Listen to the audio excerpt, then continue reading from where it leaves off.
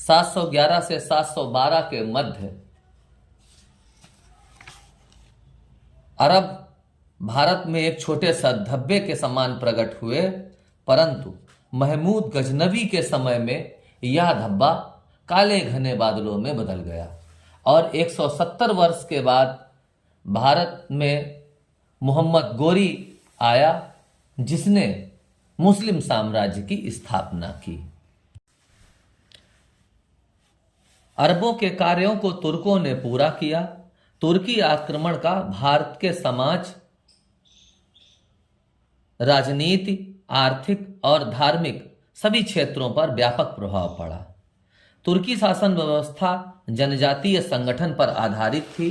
मुहम्मद साहब के बाद इस्लाम के खलीफा अबू बकर, उसके पश्चात उमर, फिर उस्मान और फिर अली हुए। ये चारों पाक खलीफा कहलाए। खलीफाओं की प्रारंभिक राजधानी थी मदीना। उमैया वंश के शासक खलीफाओं ने अपनी राजधानी मदीना से दमिश्क बनाई। बाद में अब्बासी खलीफाओं ने दमिश्क से इसे बगदाद स्थानांतरित किया।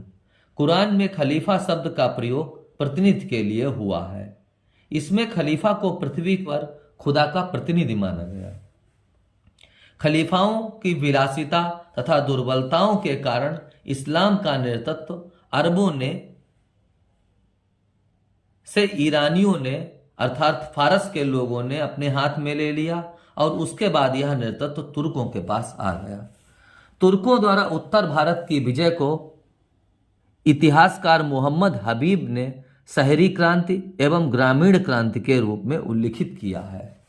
फारस और तुर्किस्तान में नए राजवंश की स्थापना हो रही थी।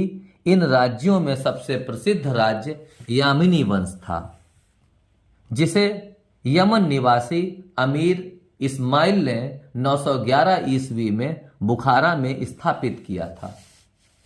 यामिनी वंश के संस्थापक अलप्तगीन ने गजनी को अपनी राजधानी बनाई और अलप्तगीन के बाद उसका पुत्र सुबुक्तगीन 977 से 997 ईस्वी तक गजनी का शासक बना।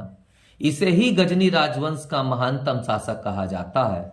977 ईस्वी में गजनी पर अधिकार कर सुबुक्तगीन ने अपनी स्वतंत्रता की नींव डाली और अपना साम्राज्य पूर्व तथा पश्चिम में फैलाया। सुबुक्तगीन प्रथम तुर्की शासक था जिसने भारत पर आक्रमण किया और उसने हिंदू शाही राजवंश के शासक जयपाल पर पराजित करके अपनी विजय हासिल की।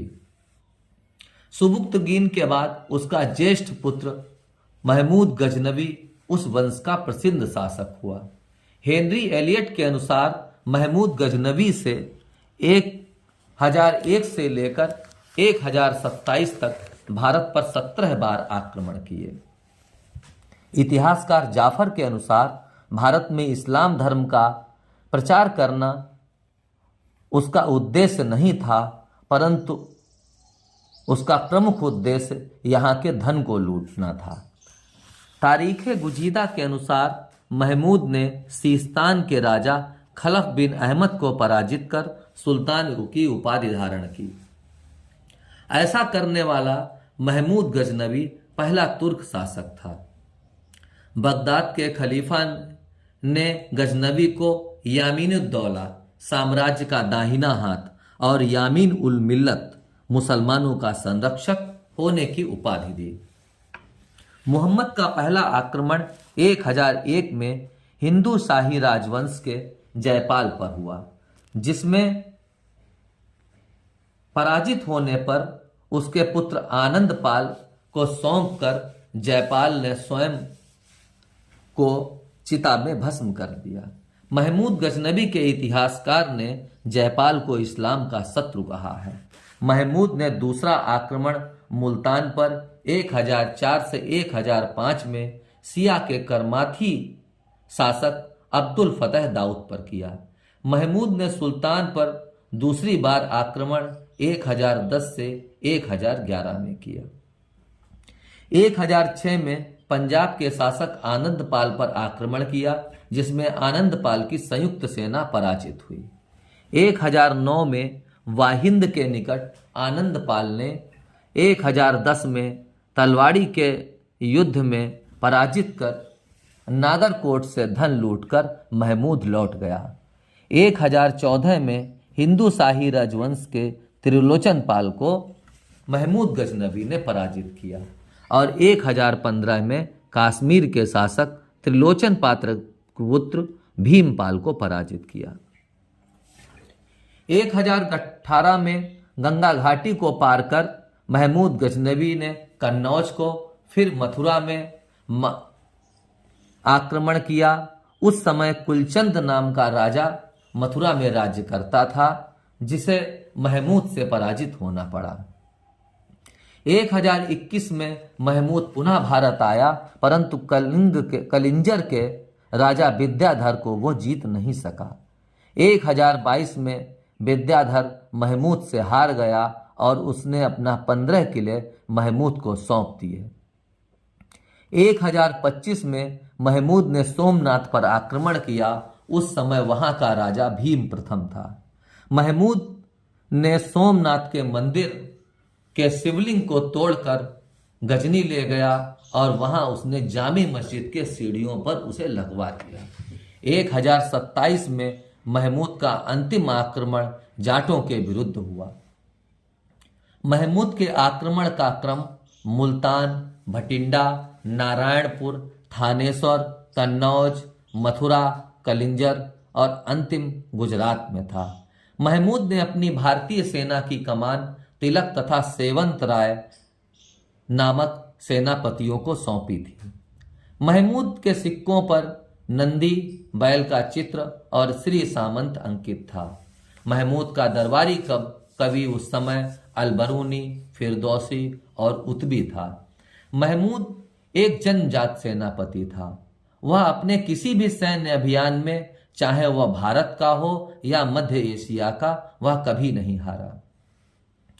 गणित, दर्शन, ज्योतिष और संस्कृत का उच्च कोटि का विद्वान अलबरूनी, इतिहासकार उतबी, दर्शन शास्त्र का विद्वान फराबी और तारीख सुबुक्तगीन का लेखक वैकाही, जिसे लेनपूल ने पूर्वी पेप्स की उपाधि दी थी, फारस का कवि उजारी और खुरासानी विद्वान तुसी, महान शिक्षक उनसुरी और विद्वान अशजदी और फारूकी तथा शाहनामा का रचयिता फिरदौसी आदि को महमूद ने अपने दरबार में संरक्षण प्रदान किया।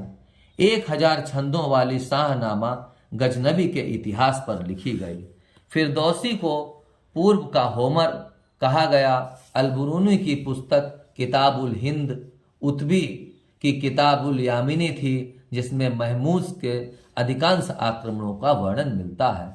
उतबी ने महमूद के आक्रमण का उद्देश्य इस्लाम का प्रचार तथा बुत परस्ती, मूर्ति पूजा को समाप्त करना बताया है।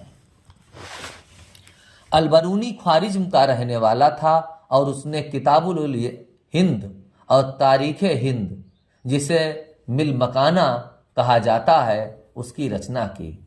भागवत गीता और पुराणों का अध्ययन करने वाला अलबरूनी पहला मुसलमान था जो कि गीता से विशेष रूप से प्रभावित था। किताबुल हिंद का जर्मन भाषा में अनुवाद एडवर्ड सी द्वारा तथा हिंदी भाषा में अनुवाद शांताराम के द्वारा और उर्दू भाषा में सैयद असगर और बंगाली भाषा में एबी हबीबुल्लाह द्वारा किया गया। किताबुल हिंद को 11वीं शताब्दी में भारत का दर्पण कहा गया। 1163 से 1202 में गयासुद्दीन मुहम्मद बिन साम गोर शासक बना। यह संसवानी वंश का शासक था। उसने 1173 में गिच के तुर्कों को गजनी से भगा दिया और अपने भाई शिहाबुद्दीन मुहम्मद बिन साम को गद्दी पर बैठाया। मुहम्मद बिन साम कालांतर में मुइजुद्दीन या मोहम्मद गोरी के नाम से जाना जाता है। मोहम्मद गोरी, जहां एक ओर महमूद गजनबी के आक्रमण का उद्देश्य धन को लूटना था, वहीं मोहम्मद गोरी के आक्रमण का उद्देश्य साम्राज्य का विस्तार था। मोहम्मद गोरी का पहला आक्रमण 1175 में मुल्तान के करमाथी जाति के लोगों पर हुआ, जिसे गोरी ने पराजित कर दिया। 1178 में गोरी का दूसरा आक्रमण गुजरात के बघेल राजा भीम द्वितीय पर हुआ, जिससे माउंट आबू पर्वत के निकट पहली बार गोरी पराजित हुआ। गोरी ने 1179 में पेशावर, 1181 में लाहौर पर आक्रमण कर गजनी वंश के अंतिम शासक खुसरव को बंदी बना लिया। 1189 को गोरी ने भटिंडा पर आक्रमण कर उसे जीत लिया और 1191 को पृथ्वीराज सिंह चौहान और मोहम्मद गोरी का सामना तराइन के मैदान में हुआ। तराइन जो कि सरस्वती नदी के किनारे है और वर्तमान समय में हरियाणा के करनाल में स्थित है। इसमें मोहम्मद गोरी पराजित हुआ। पृथ्वीराज का सेनापति खांडे राव था। 1192 में तराइन के द्वितीय युद्ध में पृथ्वीराज की पराजय हुई और हसन निजामी के अनुसार पृथ्वीराज सिंह चौहान को मोहम्मद गोरी अजमेर ले गया। पृथ्वीराज के कुछ सिक्कों पर हमीर शब्द लिखा है। राय पिथौड़ा पृथ्वीराज के कुछ सिक्कों पर श्री मोहम्मद शाम लिखा है, जिससे प्रतीत होता है कि गोरी ने पृथ्वीराज के पुत्र हरिराय को शासक नियुक्त किया। हरिराय के अजमेर न ले पाने पर उसने आत्महत्या कर ली और तराइन के द्वितीय युद्ध के बाद कुतुबुद्दीन ऐबक को मोहम्मद गोरी ने कहराम का प्रशासक नियुक्त किया। ऐबक ने 1193 में दिल्ली के तोमर राजा अनंगपाल को हराकर गोरी को भारतीय प्रदेशों की इंद्रप्रस्थ को राजधानी बनाया। 1194 में चंद्रावर के युद्ध में चंद्रावर, जो कि इटावा और कन्नौज के मध्य यमुना नदी के किनारे पड़ता है, जयचंद को पराजित किया। गोरी के अन्य सरदार मोहम्मद बिन बख्तियार खिलजी ने बंगाल पर आक्रमण कर नादिया जिले को लूटा, जिसमें लक्ष्मण सेन भय से भाग गया और उसने लखनौती पर अपनी राजधानी बनाई। 1203 में ख्वारिज्म के शासक से गोरी की पराजय के बाद 1205 में पुनः वापस आया। 1206 में गोरी ने खोखरा के युद्ध में पराजित किया और यह गोरी की अंतिम पराजय थी। खोखरों के विरुद्ध सैन्य अभियान में गोरी ने इल्तुतमिश को दास्तां से मुक्त कर दिया। भारत से गजनी जाते समय दमयक नामक स्थान पर खोखरों तथा शिया विद्रोहियों ने गोरी की हत्या कर दी। महमूद गजनबी भारत में इस्लामी राज्य की स्थापना का जो सपना देखा था, उसे मोहम्मद गोरी ने पूरा किया। इस प्रकार मोहम्मद गोरी भारत में तुर्की साम्राज्य का वास्तविक संस्थापक माना जाता है। मोहम्मद गोरी के सिक्कों पर एक ओर लक्ष्मी की तथा नंदी की आकृति और दूसरी ओर कलमा अंकित है। इरफान हबीब भारत में तुर्की विजय को नगरीय क्रांति मानते हैं। मोहम्मद गोरी ने फखरुद्दीन गाजी, निजामी और उरुजी जैसे विद्वानों को अपना संरक्षण प्रदान किया। धन्यवाद।